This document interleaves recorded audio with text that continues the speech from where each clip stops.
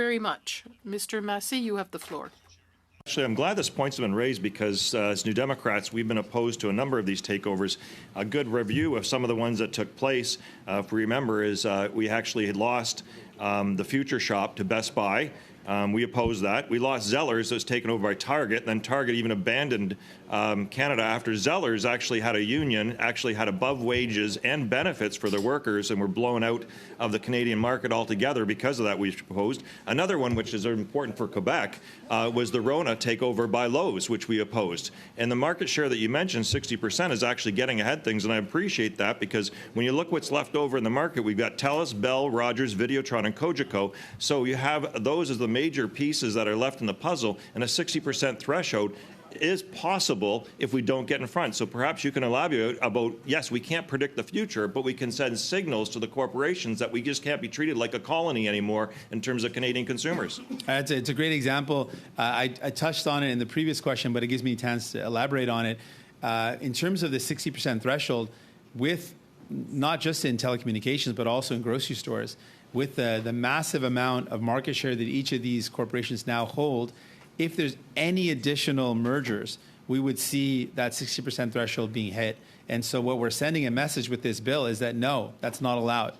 You cannot merge if it's in such a manner that's going to hurt Canadians. These mergers will be banned outright. So it would stop these companies from even considering those type of mergers. I think it's very important, sadly, given how concentrated things are at this point. As you mentioned in your question, Mr. Massey, that there are already such significant concentrations in the telecommunications market that any additional merger would easily hit that threshold, and we want to say that, no, that shouldn't happen.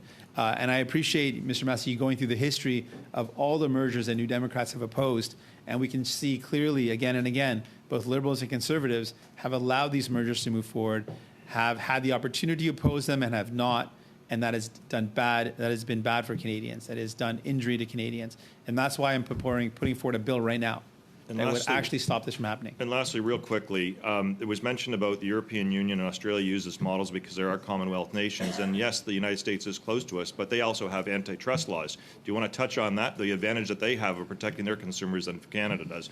Because it can be from automotive to grocery store to a whole series of different things. We haven't been treated fairly. Certainly. It's a really good point that that Canadian laws around competition are amongst the weakest in the world.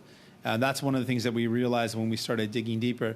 And the Competition Bureau has been raising this concern for a long time, that they don't have the tools and the ability to go after abusive behavior. And in the States, with the antitrust laws, with their competition laws, they have much better protection for consumers.